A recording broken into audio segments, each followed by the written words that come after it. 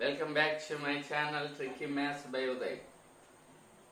మన ఛానల్లో SI, constable, RRB, NTPC సిలబస్లో భాగంగా మనం శాతాలు అనే కాన్సెప్ట్ శాతాలు అనే అధ్యాయాన్ని నేర్చుకుంటున్నాం. ఈ అధ్యాయంలో గతంలో కొన్ని వీడియోలు చేయబడ్డాయి. వాటి కంటిన్యూషన్ వీడియోని ఈరోజు చేస్తున్నాను. మీరు వీడియోని మొదటి నుంచి చివరి వరకు చూడండి. మీకు నచ్చినట్లయితే లైక్ చేయండి, షేర్ చేయండి, సబ్స్క్రైబ్ చేయండి. బెల్ ఐకాన్ని క్లిక్ చేయడం ద్వారా మీకు ఇన్స్టెంట్గా నోటిఫికేషన్లు అందుతాయి. ఆ విధంగా మీరు వీడియోని చూడవచ్చు. సో ఇక ఆలస్యం చేయకుండా మన క్లాస్ని ప్రారంభించేద్దాం. నెక్స్ట్ మోడల్, ఇంతకుముందు చేసిన మోడల్ యొక్క కంటిన్యూషన్ మోడల్ ఇది. ఆ మోడల్ తర్వాత మోడల్ అన్నమాట. ఒక పట్టణ జనాభా 5,000. ఒక పట్టణ జనాభా 5,000. జనాభాలో 10% పురుషులు, 15% స్త్రీల చొప్పున పెరిగిన పట్టణ జనాభా 5,000 అన్నాడు. 5,000 మంది జనాభా అన్నారు ఒక పట్టణంలో. అయితే పురుష జనాభాలో ఏమో 10% పెరుగుదల ఏర్పడింది. స్త్రీ జనాభాలోనేమో 15% పెరుగుదల ఏర్పడింది. పురుష జనాభాలో 10%, స్త్రీ జనాభాలో 15% చొప్పున పెరుగుదల ఏర్పడితే మొత్తం జనాభా ఎంత అయింది అంటే 5,600 అయింది. ఈ విధంగా పెరుగుదల ఏర్పడి స్త్రీలు 15% పెరిగారు, పురుషులు 10% పెరిగారు. ఆ విధంగా పెరిగి మొత్తం 5,000 జనాభా కాస్త 5,600 అయినా పట్టణంలో గల పురుషులు ఎందరు అంటున్నాడు. ఇక్కడ ఏమేమి ఇవ్వబడ్డాయంటే ఒక పట్టణ జనాభా ఇవ్వబడింది. ఒక పట్టణ జనాభా 5,000. నెక్స్ట్ ఏమి ఇస్తున్నాడు? ఈ జనాభాలో 10% పురుషులు పెరిగారు, 15% స్త్రీలు పెరిగారు. ఆ విధంగా పెరిగి మొత్తం జనాభా 5,000 కాస్త 5,600 అయింది. అయితే ఆ పట్టణంలో గల పురుషులు ఎందరు అని అడుగుతున్నాడు. ఆ పట్టణంలో ఎంతమంది పురుషులు ఉన్నారు అని అడుగుతున్నాడు. చూడండి,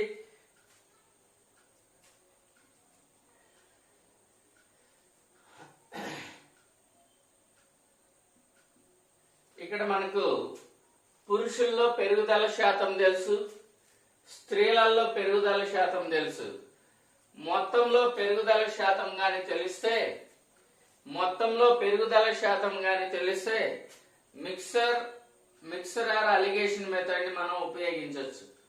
సో మొత్తం జనాభాలో పెరుగుదల శాతం కనుక్కోవాలి. ఫస్ట్ మనకు పురుషులు 5,000 మంది జనాభాలో 10% పురుషులు పెరిగారు, 15% స్త్రీలు పెరిగారు. మొత్తం జనాభా 5,600 అయింది. 5,000 కాస్త 5,600 అయింది. 5,000 జనాభా ఉండేది 5,600 అయింది. అంటే జనాభా ఎంత పెరిగింది? 5,000 5,600 అయిందంటే 600 జనాభా పెరిగింది అని అర్థం. అంటే మొత్తం జనాభా పెరుగుదల ఎంత అంటే 600. అది స్త్రీలు కావచ్చు, పురుషులు కావచ్చు. మొత్తం మీద 600 పెరిగారు జనాభా. ఇంకా మనకు మొదటి జనాభా ఎంత ఉంది? 5,000 ఉంది. అప్పుడు మొత్తం జనాభాలో పెరుగుదల శాతం కనుక్కోవచ్చా? పెరుగుదల శాతాన్ని ఎలా కనుక్కుంటాం? పెరిగిన విలువ బై మొదటి విలువ ఇంటూ 100 వేస్తే మొత్తం జనాభాలో పెరుగుదల శాతం తెలుస్తుంది.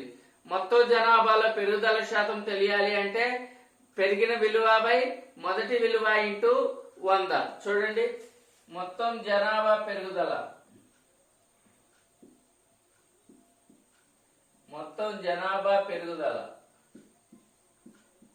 ఎంత అంటే పెరిగిన విలువ 5,600. 5,000 కాస్త 5,600 అయిందంటే ఎంత పెరిగింది? 600 పెరిగింది. బై మొదటి విలువ ఎంత? 5,000 ఇంటూ 100. 2 సున్నాలకు 2 సున్నాలు క్యాన్సిల్, ఈ సున్నాకి ఈ సున్నా క్యాన్సిల్. 5 1లు 5 12 60. దట్ ఈస్ మొత్తం జనాభాలో 12% పెరుగుదల ఏర్పడింది. ఇప్పుడు చూడండి, పురుషుల్లో 10% పెరుగుదల ఏర్పడింది, స్త్రీలలో 15% పెరుగుదల ఏర్పడింది. మొత్తం జనాభాలో 12% పెరుగుదల ఏర్పడింది. పురుషుల్లో పెరుగుదల 10%, స్త్రీలలో పెరుగుదల 15%, మొత్తం జనాభాలో పెరుగుదల 12%. ఒకవైపు పురుషులు తీసుకుందాం, ఇంకొక వైపు స్త్రీలు తీసుకుందాం. మొత్తం పురుషులు ఎంత శాతం పెరుగుదల ఏర్పడింది? 10%. స్త్రీలలో పెరుగుదల శాతం ఎంత? 15%. మొత్తం జనాభాలో పెరుగుదల శాతము మధ్యలో వేయండి. మొత్తం జనాభాలో పెరుగుదల శాతం.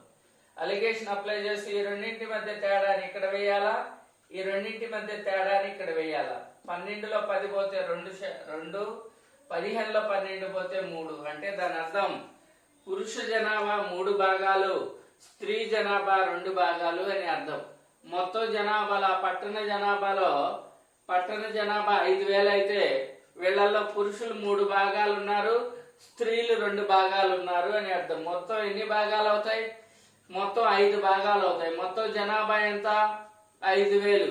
మొత్తం జనాభా 5 భాగాలు, మొత్తం జనాభా 5,000. సో 3 + 2,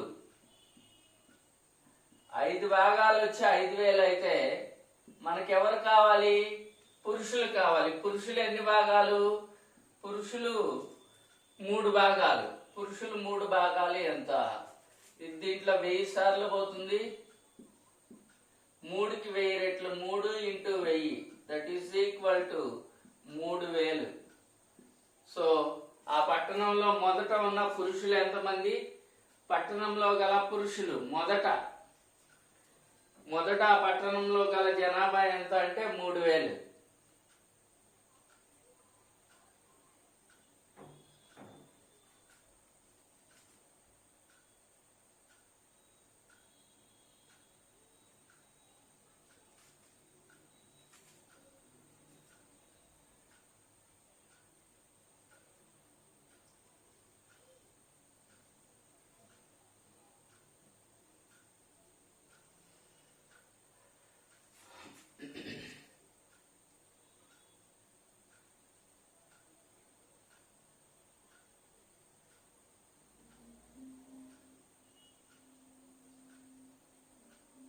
స్త్రీలు ఎందరు? ఒక పట్టణ జనాభా 6,250. ఒక పట్టణంలో 6,250 మంది జనాభా ఉన్నారు. వీళ్ళల్లో పురుషులు 15% ఉన్నారు, పురుషులు 15% ఉన్నారు, స్త్రీలు 10% ఉన్నారు. పురుషులు 15% చొప్పున, స్త్రీలు 10% చొప్పున పెరిగినా మొత్తం జనాభా 7,075 అగును. పురుషులు 15%, స్త్రీలు 10% చొప్పున గాని పెరిగితే మొత్తం జనాభా ఏమవుతుందా అంటే 7,075 అవుతుంది. పురుషులు 15%, మొదటున్న జనాభా 6,250. 6,250 మొదటి జనాభా అయితే ఈ జనాభాలో పురుషులు 15%, స్త్రీలు 10% చొప్పున పెరిగిన, ఆ విధంగా పెరిగితే మొత్తం జనాభా 7,075 అవుతుంది. ఎందుకు 7,075 అయింది? పురుషులు 15% పెరిగి స్త్రీలు 10% చొప్పున గాని పెరిగితే అప్పుడు ఎంతమంది అవుతారు? 7,075 మంది అవుతారు. అయినా మొదట గల స్త్రీలు ఎందరు? మొదట జనాభాలో అంటే 6,250లో స్త్రీలు ఎంతమంది ఉన్నారు అని అడుగుతున్నాడు. సో కనుక్కుందాం. ఎప్పటిలాగానే మొత్తం జనాభా పెరుగుదల శాతం కనుక్కుందాం. మొత్తం పెరుగుదల శాతం, మొత్తం పెరుగుదల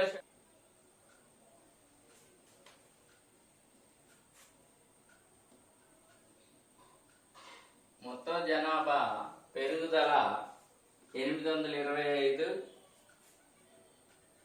మొదట ఉన్న జనాభా 6,250 ఇంటూ 100. 25 4లు 25 25లు 0కి 0. అలాగే 25 10లు 33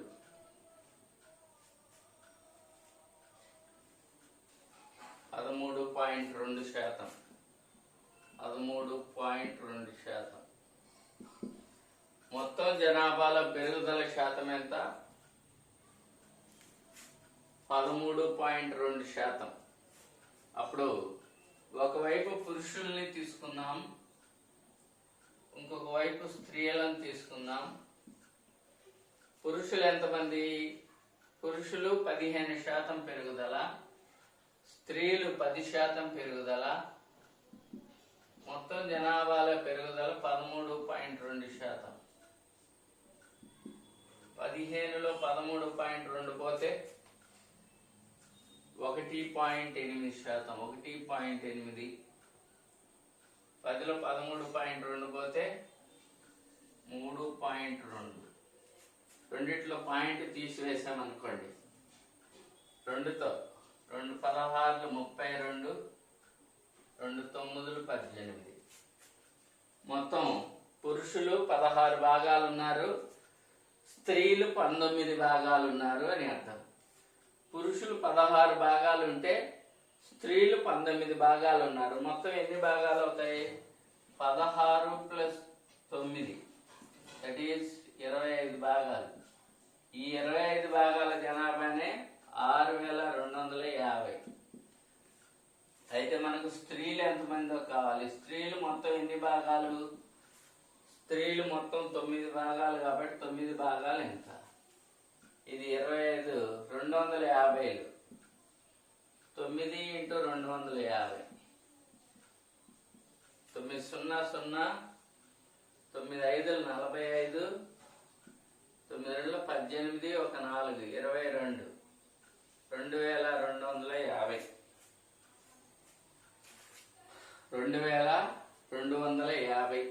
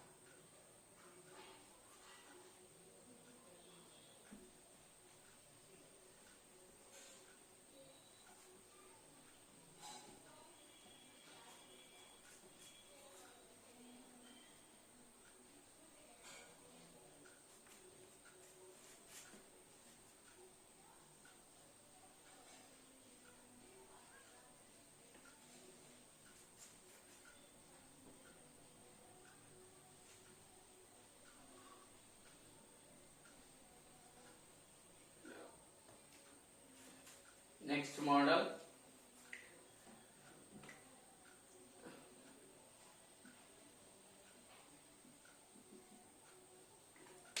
ఈ మోడల్లో ప్రాబ్లమ్స్ చేయాలంటే ఒక 2 పాయింట్లు నేర్చుకుందాం.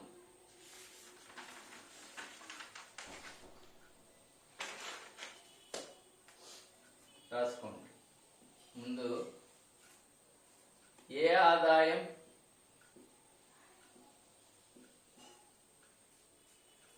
బి ఆదాయం కంటే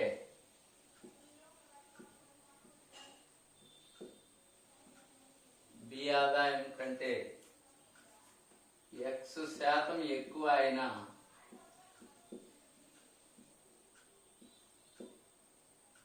X% ఎక్కువ అయినా బి ఆదాయము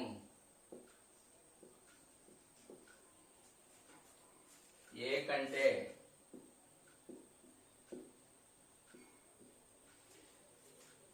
X/100 + X × 100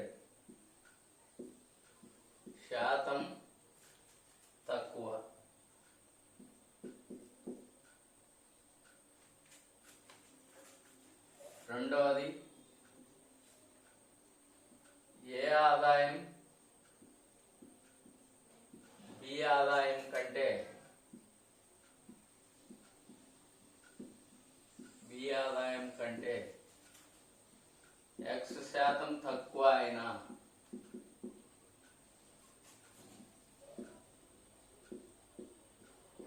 బి ఆదాయం ఏ కంటే x/100 మైనస్ x ఇంటూ 100% ఎక్కువ.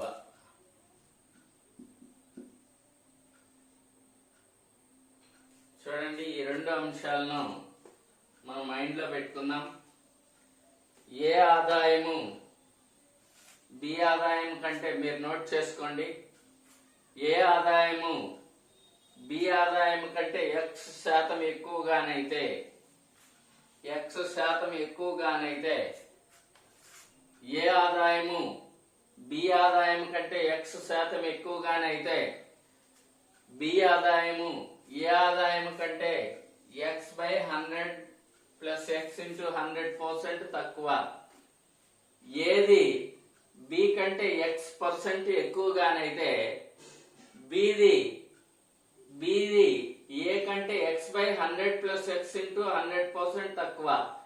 ఎక్కువలో ఇచ్చి తక్కువలో అడిగితే x/100 ప్లస్ x ఇంటూ 100. ఎక్కువలో ఇచ్చి తక్కువలో అడిగితే x/100 ప్లస్ x ఇంటూ 100%. ఎక్కువలో ఇచ్చి తక్కువలో అడిగితే ఏ ఆదాయము బి ఆదాయం కంటే x% ఎక్కువగానైతే బి ఆదాయం ఏ ఆదాయం కంటే x/100 ప్లస్ x ఇంటూ 100% తక్కువ. అలా కాకుండా ఏ ఆదాయం బి ఆదాయం కంటే x% తక్కువగానైతే x% తక్కువలో గానిచ్చి దాన్ని ఎక్కువలో అడిగితే x/100 మైనస్ x ఇంటూ 100% ఎక్కువ. ఎక్కువలో ఇస్తే హారంలో పెరగాలి, తక్కువలో ఇస్తే హారంలో తగ్గాలి. ఎక్కువ ఎలా గుర్తుపెట్టుకోండి, x% ఎక్కువ అయితే హారంలో x పెరగాల, x% తక్కువ అయితే హారంలో x తగ్గాల. x% ఎక్కువ ఇచ్చి ఎక్కువలో ఇచ్చి తక్కువలో అడిగినప్పుడు x% ఎక్కువ అన్నప్పుడు హారంలో x% కలపాలి, xని కలపాల. x% తక్కువ అని ఇచ్చినప్పుడు హారంలో xని తీసివేయాలా. ఎక్కువలో ఇచ్చి తక్కువలో అడిగితే హారంలో కలపాలి, తక్కువలో ఇచ్చి ఎక్కువలో అడిగితే హారంలో తీసివేయాలి. ఈ రెండు పాయింట్లు మైండ్ లో పెట్టుకుంటే మనం ఇప్పుడు చేసే మోడల్ ఈజీగా అర్థం.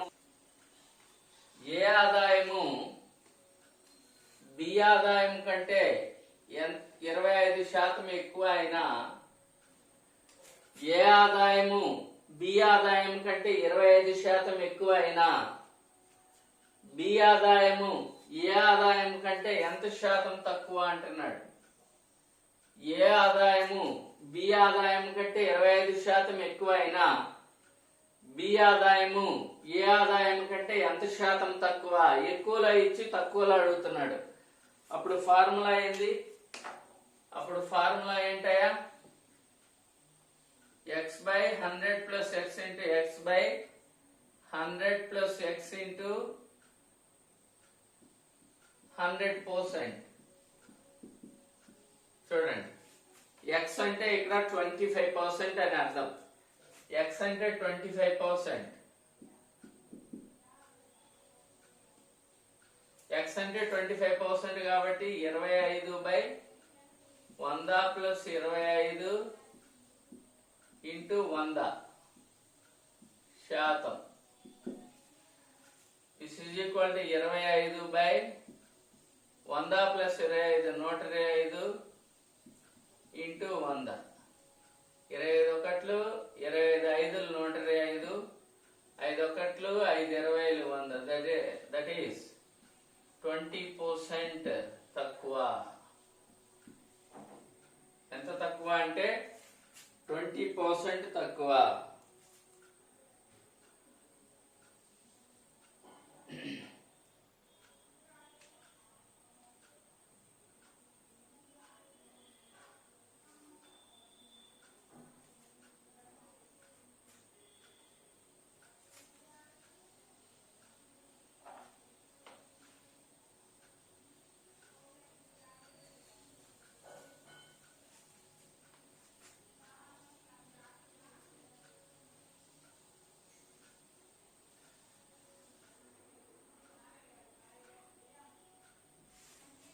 కూడా ఎక్కువలో ఇచ్చాడు. ఎక్స్ ఆదాయము వై ఆదాయం కంటే 20% ఎక్కువ. ఎక్స్ ఆదాయము వై ఆదాయం కంటే 20% ఎక్కువ అయినా వై ఆదాయము ఎక్స్ ఆదాయం కంటే ఎంత శాతం తక్కువ? ఎంత శాతం తక్కువ? తక్కువలో ఇచ్చి ఎక్కువలో అడిగితే హారంలో కలపాలి కాబట్టి శాతం 20/100 ప్లస్ 20 ఇంటూ 100. So 20/120 into 100. 21, 26, 120, 2 3, 2 50. 3 50 ఎన్నిసార్లు పోతుంది? 16 సార్లు. 16 3 48. ఇంకెంత మిగిలింది? 3 16 48. ఇంకెంత మిగిలింది? 2 మిగిలింది. 2/3%. 16 2/3% తక్కువ.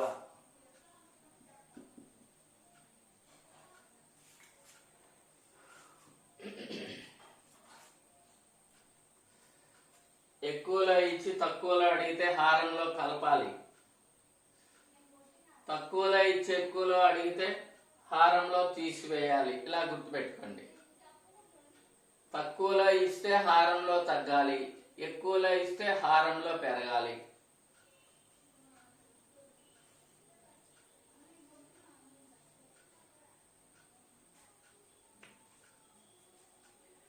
ఏ ఆదాయము బి కంటే 40% తక్కువ. ఏ ఆదాయం అంట బి కంటే 40% తక్కువ అంట. ఏది బి కంటే 40% తక్కువ అయితే బి ఆదాయము ఏ కంటే ఎంత శాతం ఎక్కువ అంటున్నాడు. బి ఆదాయము ఏ కంటే ఎంత శాతం ఎక్కువ? ఏ అనే ఆదాయము బి కంటే 40% తక్కువ అయితే ఏ కంటే ఎంత శాతం, బి కంటే ఎంత శాతం ఎక్కువ అంటున్నాడు. ఏ ఆదాయము బి కంటే 40% తక్కువ అయితే బి ఆదాయము ఏ కంటే ఎంత శాతం తక్కువ? ఎంత శాతం తక్కువ అన్నప్పుడు హారంలో తీసివేయాలి. ఇచ్చిన శాతము 40/, హారంలో తీసివేయాలి. 100 - 40 ఇంటూ 100. 40/100లో 40 పోతే 60 ఇంటూ 100. 22, 23. 2 100 ఇంటూ 2 200/3%. 3 ఎన్నిసార్లు పోతుంది? 3 6 18 పోతే 3 6 18. ఇంకా 2 మిగిలింది. 66 2/3%. 66 2/3%.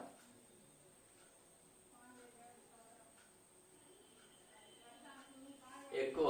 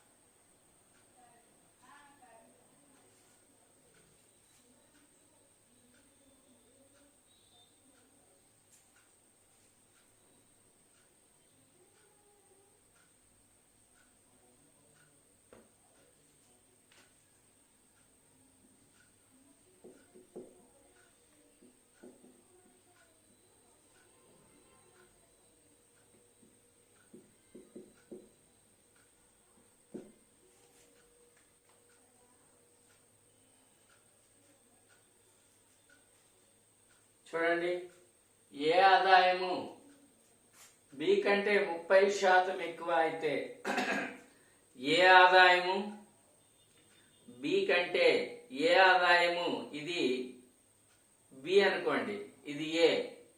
ఏ ఆదాయం ఎంత అంటే బి కంటే 30% ఎక్కువ. అయితే బి ఆదాయము ఏ కంటే ఎంత శాతం తక్కువ అంటున్నాడు. సో ఏ ఆదాయము బి కంటే 30% తక్కువ అయితే బి ఆదాయం ఏ కంటే ఎంత శాతం ఎక్కువ. తక్కువలో ఇచ్చి ఎక్కువలో అడుగుతున్నాడు. తక్కువలో ఇచ్చి ఎక్కువలో అడుగుతున్నాడు. 30% తక్కువ అని ఇచ్చి ఎంత శాతం ఎక్కువ అంటున్నాడు. తక్కువలో ఇచ్చినప్పుడు హారంలో తగ్గాలి. 30/100 - 30 × 100 దట్ ఈజ్ ఈక్వల్ టు 30/70 × 100. 0కి 0, 3 × 100 300/7. 300/7%. 300 ఎన్నిసార్లు పోతుంది?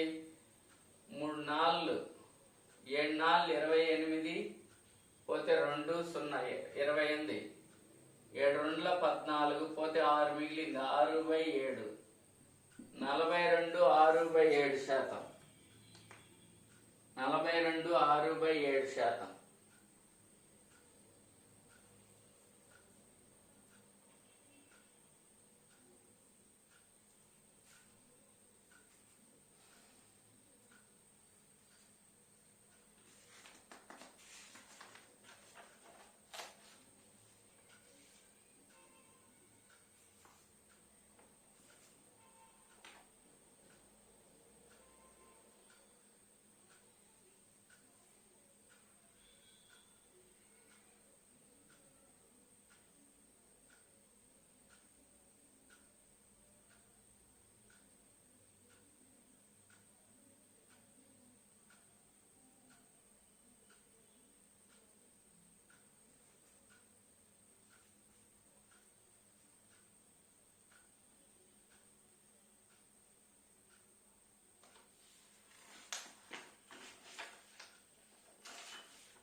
Next model. ఒక నిత్యావసర వస్తువు ధర X% పెరిగిన, నిత్యావసర వస్తువు ధర X% పెరిగిన X/100 + X × 100% వినియోగం తగ్గించుకున్న ఖర్చులో మార్పు ఉండదు. ఒక నిత్యావసర వస్తువు ధర X% గాని పెరిగితే X/100 + X × 100% వినియోగం తగ్గించుకుంటే ఖర్చులో మార్పు ఉండదు. సో ఇది కాన్సెప్ట్. వస్తువు ధర పెరిగితే ఎంత శాతం వినియోగం తగ్గించుకున్నా ఖర్చులో మార్పు ఉండదు అని అడుగుతాడు. వస్తువు ధర పెరిగింది, వస్తువు ధర పెరిగితే నేను ఖర్చుని మార్పు చేయాలనుకోవట్లే. ఇంతకుముందు ఎంత ఖర్చు పెట్టాలో ఇప్పుడు కూడా అంతే ఖర్చు పెట్టాలనుకుంటున్నా. సాధ్యమేనా? అది సాధ్యము. ఎప్పుడు వినియోగాన్ని తగ్గించుకుంటే అదే ఖర్చుని మెయింటైన్ చేయొచ్చు. నిత్యావసర వస్తువు ధర పెరిగింది, ఖర్చుని మాత్రం స్థిరంగా ఉంచాలనుకుంటున్నా. అప్పుడు వస్తు వినియోగాన్ని ఎంత శాతం తగ్గించుకోవాలి? నిత్యావసర వస్తువు ధర పెరిగితే వినియోగాన్ని తగ్గించుకుంటే మాత్రమే ఖర్చులో మార్పు ఉండదు. ఎంత శాతం వినియోగం? నిత్యావసర వస్తువు ధర X% గాని పెరిగితే X/100 + X × 100% వినియోగం తగ్గించుకుంటే ఖర్చులో మార్పు ఉండదు. ఇది కాన్సెప్ట్. దీని మీద లెక్కలు చేద్దాం. చూడండి, ఒక నిత్యావసర వస్తువు ధర 40% గాని పెరిగితే, ఒక నిత్యావసర వస్తువు ధర 40% గాని పెరిగితే ఒక గృహిణి ఎంత శాతం వినియోగం తగ్గించుకున్నా ఖర్చులో మార్పు ఉండదు. ఎంత శాతం వినియోగం తగ్గించుకున్నా ఖర్చులో మార్పు ఉండదు అంటున్నాడు. నిత్యావసర వస్తువు ధర 40% పెరిగింది, ఒక గృహిణి ఖర్చులో మార్పు చేయకుండా ఉండాలనుకుంటే వినియోగాన్ని ఎంత శాతం తగ్గించుకోవాలి? ధర పెరిగినప్పుడు వినియోగం ఎంత శాతం తగ్గించుకోవాలి అంటే X/100 + X × 100. సో ఇక్కడ X అంటే 40%. 40/100 + 40 × 100 100 ప్లస్ 40 అంటే 140 ఇంటూ 100. 0కి 0 క్యాన్సిల్, 2 2 2 7 14. 2 ఇంటూ 100 200/7. 7తో దాన్ని కొట్టివేస్తే 7 2 14, 200/7%. 7తో కొట్టివేస్తే 7 2 14 పోతే 6 60, 7 8 56. ఇంకెంత మిగిలింది? 4 మిగిలింది. 28 4/7%. 28 4/7% వినియోగం తగ్గించుకోవాలి. వినియోగం తగ్గించాలి.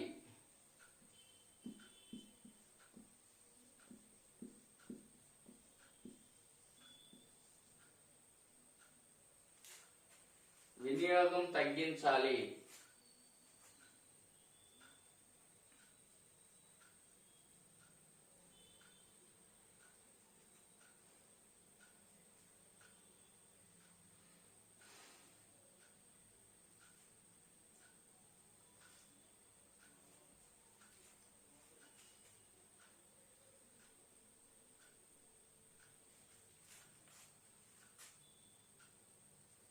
నెక్స్ట్, ఒక నిత్యావసర వస్తువు ధర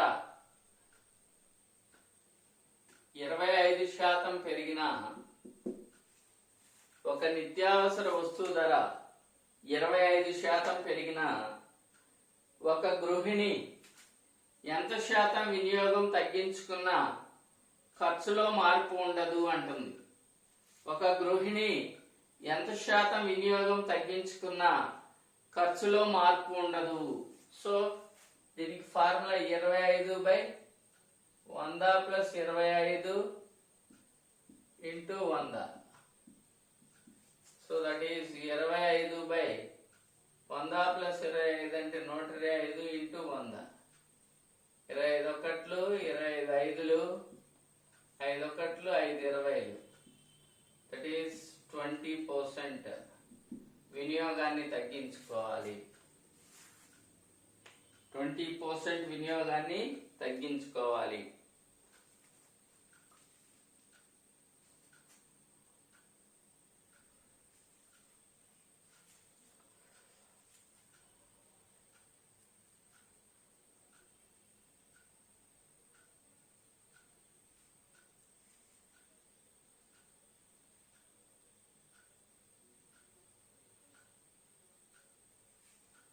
కాన్సెప్ట్ ఇది. ఒక వస్తువు ధర X% గాని తగ్గితే దాని ఖర్చులో మార్పు ఉండకుండా ఉండాలంటే X/100 మైనస్ X ఇంటూ 100% వినియోగాన్ని పెంచుకోవాలి. ఇక్కడ వస్తువు ధర తగ్గుతుంది, వస్తువు ధర తగ్గుతుంది, కానీ ఖర్చులో మార్పు చేయకుండా ఖర్చు నేను మార్చను, ధర ఎంతైనా తగ్గనియండి, ఇంతకుముందు ఎంత ఖర్చు పెట్టానో అంతే ఖర్చు పెడతాను అంటున్నాడు. అప్పుడు ఏం చేయాలా? వినియోగాన్ని పెంచుకోవాలా. ఎందుకని? ఎక్స్ట్రా డబ్బులు మిగులుతాయి కాబట్టి వినియోగాన్ని పెంచుకుంటే మనకు ఖర్చులో మార్పు ఉండదు.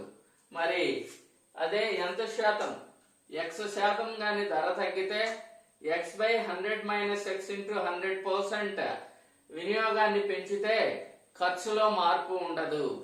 X% గాని ధర తగ్గినా దాని X/100 మైనస్ X ఇంటూ 100% వినియోగాన్ని పెంచినా ఖర్చులో మార్పు ఉండదు అంటున్నాడు. బట్టల ఖరీదు 75% తగ్గినా బట్టల వినియోగం ఎంత శాతం పెంచినా ఖర్చులో మార్పు ఉండదు. బట్టల ఖరీదు 75% తగ్గినా బట్టల వినియోగం ఎంత శాతం పెంచినా ఖర్చులో మార్పు ఉండదు. సో దీనికి బట్టల ఖరీదు పెరిగింది కాబట్టి వినియోగాన్ని ఖర్చులో మార్పు ఉండకుండా ఉండాలంటే వినియోగాన్ని ఎంత శాతం పెంచాలి అంటున్నాడు. దానికి X/100 minus X into 100%. That is 75/100 minus 75 into 100. 75 అంటే 75, 100లో 75 పోతే 25 ఇంటూ 100. 25 ఒకట్లు 25 మూడులు, 3 ఇంటూ 100 300%.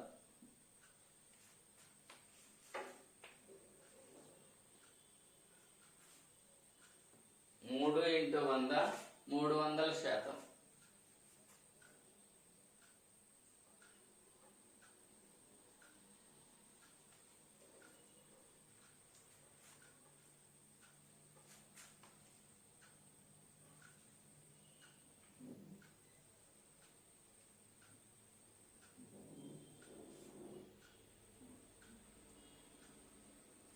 చక్కెర ధర 50% తగ్గిందంట. వినియోగం ఎంత శాతం పెంచితే ఖర్చులో మార్పు ఉండదు అంటున్నాడు. సో ఎప్పటిలాగానే 50/100 - 50 ఇంటూ 100. సో 50/100లో 50 పోతే 50 ఇంటూ 100. 50కి 50 cancel, that is 100%.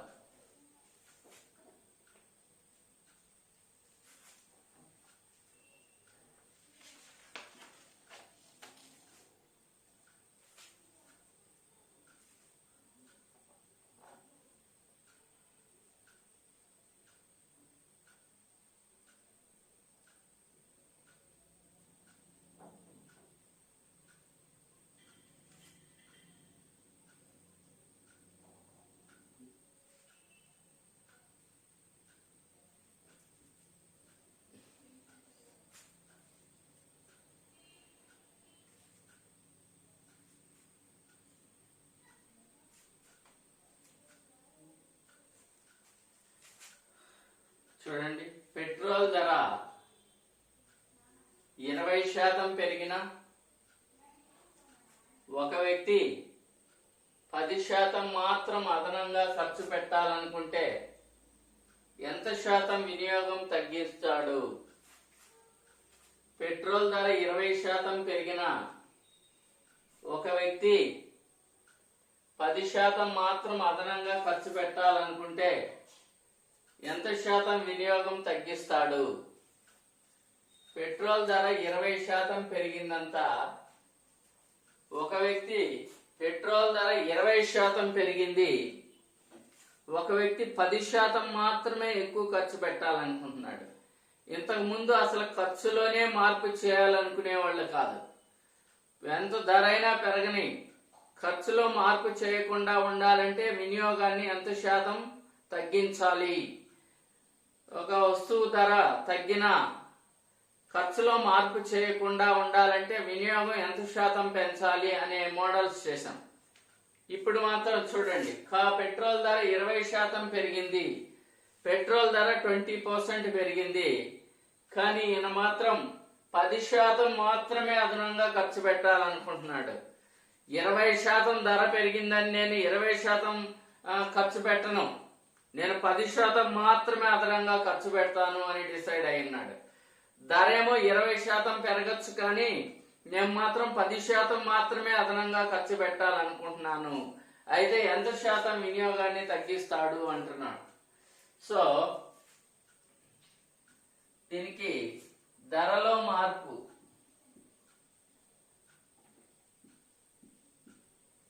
ధరలో మార్పు బై మారిన ధర ఇంటూ 100.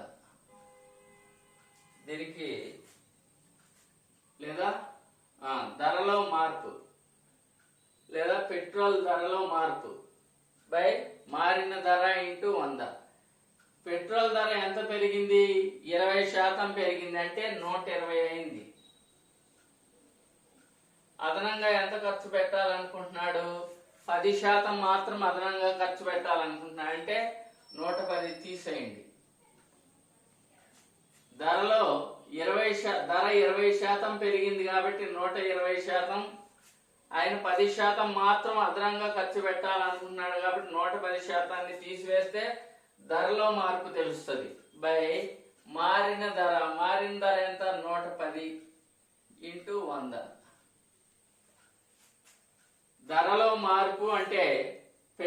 ధర 20% పెరిగిందంటే 100కి 20 పెరిగింది, దట్ ఈజ్ 120%. ఒక వ్యక్తి 10% మాత్రం అదనంగా ఖర్చు పెట్టాలనుకుంటున్నాడు. 10% అంటే 110%. సో ధరలో మార్పు కదా మనకు కావాల్సింది. ఈ 120%కి 110%కి మధ్య తేడా, అదే ధరలో మార్పు. బై మారిన ధర. మారిన ధర ఎంత? 110% మారిన ధర. కాబట్టి 110 ఇంటూ 100. 120లో 110 పోతే 10/110 ఇంటూ 100. ఈ సున్నాకి ఈ సున్నా క్యాన్సిల్. 11 దీంట్లో ఎన్నిసార్లు? 11 9లు 99. ఇంకెంత మిగిలింది? 1/9%. 9 1/, మారిన ధర. మారిన ధర అంటే పెట్రోల్ ధర 20% పెరిగిందంటే ఎంత అయింది? 120% అయింది. So 120% minus 110%/120%. అప్పుడు 120లో 110 పోతే 10%. 10/120 ఇంటూ 100. సున్నాకి సున్నా క్యాన్సిల్. 4 3లు 12, 4 25లు 100. 3 25లు ఎన్నిసార్లు పోతుంది? 3 8లు 24 పోతే 1 మిగిలింది. 1/3%. 8 1/3%.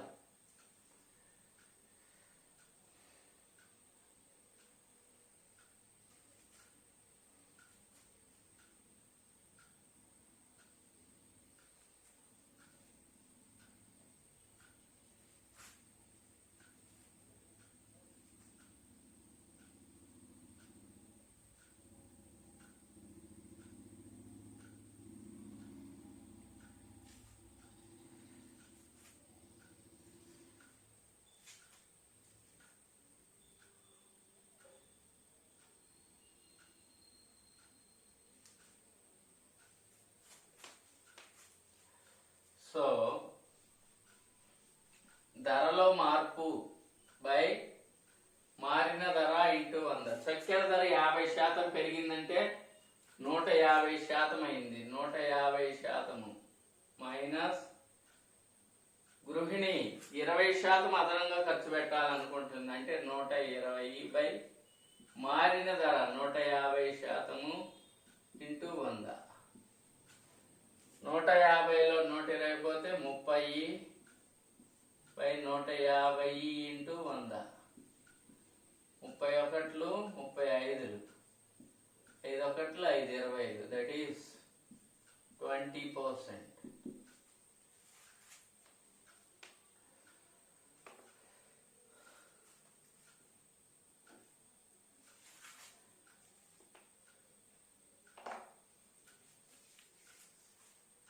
స్టూడెంట్స్, ఇది ఈ సెషన్ క్లాసు. ఇప్పటి వరకు మీరు విన్న క్లాస్ మీకు నచ్చినట్లయితే లైక్ చేయండి, షేర్ చేయండి, సబ్స్క్రైబ్ చేయండి. బెల్ ఐకాన్ని క్లిక్ చేయడం ద్వారా ఇన్స్టెంట్గా మీకు నోటిఫికేషన్ రూపంలో వీడియోస్ అందుతాయి. ఆ విధంగా మీరు వీడియోలు చూడొచ్చు. కాబట్టి ఇంకా ఆలస్యం చేయకుండా అందరూ సబ్స్క్రైబ్ చేస్తారని కోరుకుంటూ నెక్స్ట్ క్లాస్లో మళ్ళా మనం కలుసుకుందాం. అంతవరకు సెలవు.